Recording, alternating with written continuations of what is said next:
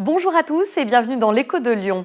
Cette semaine, à la une de l'actualité économique lyonnaise, JL Evans n'a pas manqué de signer un gros contrat en vue des Jeux Olympiques de Paris 2024.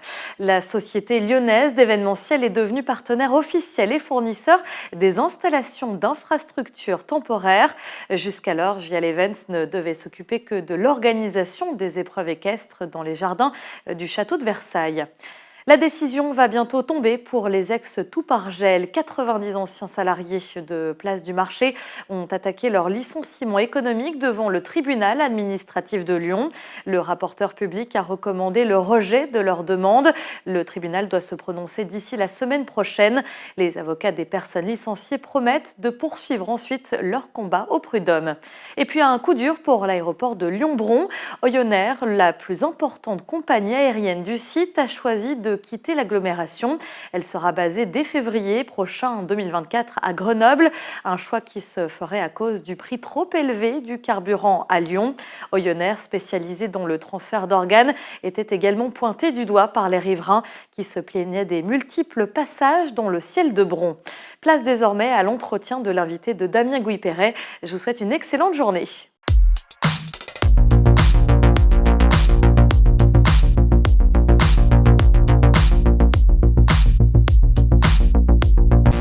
Bonjour à tous, bienvenue dans l'Écho de Lyon. Aujourd'hui, nous allons parler de la pause déjeuner. Beaucoup de salariés sont contraints de déjeuner sur leur lieu de travail. Alors certains mangent un sandwich dans leur bureau, d'autres qui ont plus de moyens vont au restaurant et c'est la course à l'échalote, il faut toujours trouver une place dans le restaurant. Et puis certains bénéficient de restauration d'entreprise. C'est une vraie plus-value pour les entreprises aujourd'hui, effectivement, pour les salariés, leur proposer de la restauration sur place. Pour aborder ce sujet, parler de ce qu'attendent ces salariés, c'est-à-dire efficacité, praticité, confort, etc. Je reçois Audrey Billy-Guerra, qui est fondatrice de Billy & Co. Audrey, bonjour. Bonjour Damien. Billy & Co, c'est quoi? Expliquez-nous ce que c'est que cette entreprise et son histoire. Elle a été créée quand? Alors Billy & Co, c'est une solution de restauration d'entreprise qui s'implante en Auvergne-Rhône-Alpes. On propose une offre gourmande, variée et flexible dans les entreprises de plus de 200 salariés, de manière à avoir un lieu de vie et convivial dans l'entreprise. Et alors, oui, vous l'avez créé quand cette entreprise? Je l'ai créé il y a 10 ans, 10 ans maintenant en Auvergne-Rhône-Alpes. Alors vous êtes arrivé comment dans ce milieu-là? Vous avez une formation dans la restauration? Vous êtes tombé dedans par hasard? Ouais. Alors, pas de formation, j'ai été toujours baignée, je dirais, dans l'entrepreneuriat, étant fille d'entrepreneur, toujours active dans les projets aux Antilles, mais baignée dans l'entrepreneuriat. Et je dirais que ça a été mon parcours, c'était une rencontre. En fait, j'ai rencontré Christine Denis à 22 ans qui m'a appris le métier de la restauration. Et de là, de fil en aiguille, m'a été une vraie passion sur la restauration et la cuisine, principalement pour moi. Et quand j'ai eu 35 ans, je me suis dit, allez, vas-y, lance-toi. Tu as maintenant toutes les compétences pour créer ta boîte et développer ton concept de restauration en entreprise. Voilà. Alors cette entreprise, qu'est-ce qu'elle a d'original ou de plus par rapport aux concurrents? Elle a une originalité particulière? Alors, notre singularité, on personnalise. Aujourd'hui, on crée des vrais lieux de vie dans les entreprises, comme je vous l'ai évoqué, où on personnalise avec le prénom. Notre vraie différence, c'est sur le détail qui fait notre force. On personnalise le lieu pour l'entreprise, l'offre aussi, parce qu'on cuisine tout sur place. On implante un vrai restaurant dans les entreprises avec la cuisine. Et on adapte par rapport aux envies. Donc typiquement, on est dans des entreprises avec des cadres qui vont faire attention à ce qu'ils vont manger, avec des engagements, donc le végétarien, les grandes tendances food, mais aussi simplement avec des ouvriers qui ont envie de manger un repas équilibré, avec de la quantité, des recettes authentiques, d'où le besoin d'avoir des offres variées pour le quotidien. Donc ça veut dire que comme dans un restaurant, vous avez une carte, on a le choix, c'est pas un menu par jour, on a le choix de piocher dans la carte? Ouais. Notre vraie force, c'est d'amener au quotidien du choix et d'être... Nos clients, ils viennent manger tous les jours chez nous. Voilà. Donc de casser ce côté habitude, de varier avec les recettes du monde, d'avoir une carte qui changerait quasiment tous les jours. parce qu'on a une volumétrie à assurer et on fait dans nos restaurants à peu près entre 200 et 300 couverts jour. Donc, Et alors, la tranche de prix, j'imagine qu'elle est variable. On peut déjeuner de combien à combien dans vos restaurants? alors, dans notre métier, on n'est pas dans un déjeuner plaisir, on est dans un déjeuner utile du midi, rapide. On est principalement avec la subvention d'entreprise sur un déjeuner de 4,50 € TTC. Et aujourd'hui, c'est notre engagement de ne pas dépasser ce créneau. Et on peut avoir une formule complète pour ce prix-là. Alors, je ne l'ai pas dit tout à l'heure, mais nous, on a des formules pour rassurer le client. Mais ce qui est important, c'est une consommation à la carte. Bah, tiens, moi, je n'ai pas forcément les moyens, j'amène ma gamelle, je peux prendre 2 desserts chez nous. Ou j'ai envie de manger sur le pouce un sandwich avec une petite salade. Donc, on n'a pas forcément 2 formules. C'est à la carte, c'est pour tous les budgets. Et il faut, on peut manger entre 2,50 € à 4,50 € avec la participation de l'entreprise. Alors, on trouve quoi comme produit chez vous? Qu'est-ce que vous garantissez comme origine, comme qualité?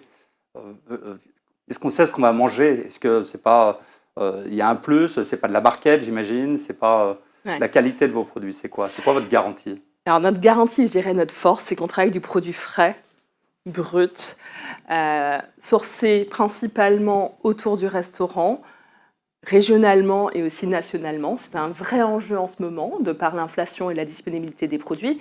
Mais on s'y engage, on fait au mieux pour pas non plus avoir des impacts d'inflation comme on voit en ce moment le chou-fleur, sur le sucre, le lait. Mais on a principalement des fournisseurs locaux avec des labels HVE, des hautes valeurs environnementales. On a une vraie transparence dans nos restaurants, avec un affichage de l'impact carbone, où est-ce que cette salade a été prise, de manière à être claire. Et plus on est clair avec le client, plus le rapport de confiance est là, et c'est un vrai engagement de notre part. Puisque les salariés déjeunent tous les jours dans ces restaurants, j'imagine qu'il faut varier vos cartes en permanence. Comment vous faites, vous, puisque vous n'êtes pas à l'origine cuisinière, justement pour leur offrir quelque chose de neuf à chaque fois? Vous êtes accompagné? Vous avez des spécialistes autour de vous qui travaillent ces sujets? Alors, effectivement, je ne suis pas cuisinière, mais je suis quelqu'un de très curieux et de passionné dans les tendances. Et je suis toujours à l'affût des dernières tendances culinaires, mais pas que. On adore partager, transmettre des recettes authentiques. On va dire, tiens, hier, j'ai Annie qui m'a dit, tiens, je donne ma recette de ma grand-mère sur ce poulet qu'on fait dans le Jura. Voilà, donc on est à l'écoute de nos clients, on partage, mais surtout, j'ai des collaborateurs qui travaillent avec moi, parce que sinon, toute seule, c'est compliqué, qui partagent, avec qui on travaille les recettes. On est appuyé aussi par une diététicienne qui nous donne des conseils sur les équilibres alimentaires, parce qu'avec les plats végétariens, c'est quand même pas rien d'aller dans ce marché. Et je dirais que ce qui est important, c'est d'être à l'écoute du marché et de ses clients, de manière à proposer une offre adaptée. Vous travaillez à partir d'une cuisine centrale ou vous cuisinez tout sur place? Ça se passe comment? Et est-ce que vous vous adaptez en fonction des entreprises dans lesquelles vous travaillez? Ouais. On a tous nos restaurants ont une cuisine sur place, c'est notre force. Comme je vous l'évoquais, on est sur du sur-mesure. Pour faire du sur-mesure, il faut vraiment qu'on ait une cuisine, ce qui permet de réguler aussi les flux, parce que des fois on peut faire 200, 300. Il y a le télétravail qui nous a un peu faussé sur nos quantités. Et le fait d'avoir une cuisine, c'est une vraie force. Aujourd'hui, chaque cuisinier et chef gérant gèrent leur propre menu dans leur cuisine. Voilà, c'est pas une mutualisation comme une cuisine centrale où on mutualise dans tous les restaurants. Là, c'est vraiment cuisiner sur place, et ce qui est gustativement aussi différent. J'imagine quand même que pour faire des économies d'échelle, vous achetez des produits que vous diffusez sur l'ensemble des restaurants. On ne va pas trouver des menus différents d'un restaurant à l'autre dans la même journée.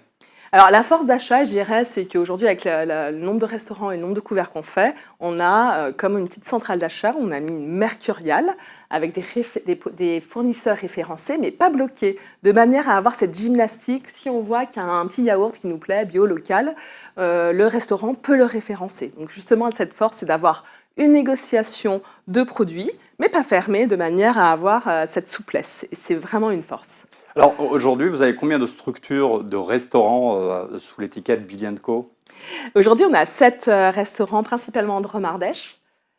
Et tout récemment, sur Lyon, où on ouvre un restaurant en septembre et bientôt un autre, un deuxième. Ça représente combien de couverts par jour à peu près? Alors, comme je vous disais, sur des restaurants, on est entre 200 et 400 couverts jour par restaurant.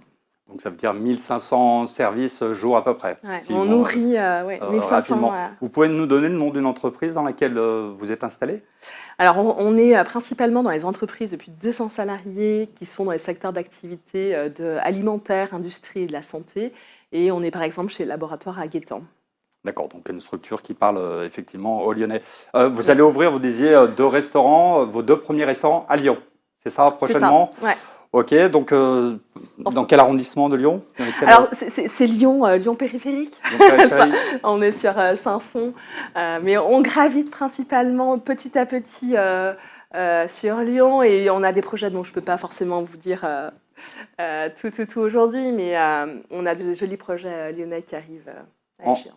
En main-d'œuvre, ça représente combien de personnes, la globalité? Alors aujourd'hui, on est 20 collaborateurs, cuisinants ou en équipe support. Et nous recrutons. Donc voilà. C'était la question que j'allais vous poser. Est-ce que vous n'avez pas de difficulté à recruter? On est dans un monde qui est quand même en tension. On sait que dans le monde de la restauration, il y a beaucoup de demandes, beaucoup d'offres. Vos critères sont les mêmes de recrutement que ceux de la restauration? Il y a des choses particulières? Vous pointez du doigt, par exemple, la capacité d'accueil, ou il y a des choses particulières pour entrer chez vous? Alors, comme tout le monde, on est sur un marché du travail aujourd'hui compliqué. Je pense qu'on le vit, tous les chefs d'entreprise le vivent sur tous les secteurs d'activité, la restauration aussi. On a eu cette souffrance de la restauration parce qu'il y a aussi eu des abus et une mauvaise image. Aujourd'hui, beaucoup de restaurants se repositionnent. Nous, on a toujours attiré parce qu'on travaille du lundi au vendredi, pas de week-end, pas de coupure. Du produit frais, où on peut s'amuser, on demande à nos chefs d'être créatifs, donc je dirais qu'on a quand même un joli package pour attirer. Mais en ce moment, on ressent une vraie pénurie de personnes. Du coup, voilà, c'est aussi très compliqué pour recruter des personnes cuisinantes, moins dans le service, mais plus en cuisine. Est-ce que vous avez des entreprises qui vous demandent de la restauration du soir, ou c'est uniquement un service midi? Non, on restera, notre cœur de métier, c'est faire de la restauration pour les entreprises, uniquement le midi. On essaye de le faire bien, déjà. Alors, juste pour en revenir à la main-d'œuvre, je crois que vous allez lancer une école, justement, pour former les gens. Vous allez mettre quoi dans cette formation? Vous allez chercher des gens où pour les emmener? Vous voulez en faire quoi? Ça va être quoi, cette école? Elle va être basée où? Ok. On est sur un métier, maintenant, de la restauration d'entreprise, je dirais, collective, avec des personnes, je dirais, peu qualifiées, et avec cette problématique de recrutement. On a une personne en interne qui est vraiment douée sur de la formation, de la transmission, ce qui n'est pas donné à tout le monde. Donc on s'est dit, ok, on analyse le marché, on voit ce qui se passe, et je dis, est-ce que tu viendrais avec nous monter cette école de manière à transmettre nos recettes, notre savoir-faire et notre savoir-être? Parce qu'aujourd'hui, toutes les personnes qui cuisinent aussi accueillent les clients. Pour nous, c'est une vraie expérience. Donc le Billy & Co, c'est aussi de bien manger, mais aussi être servi.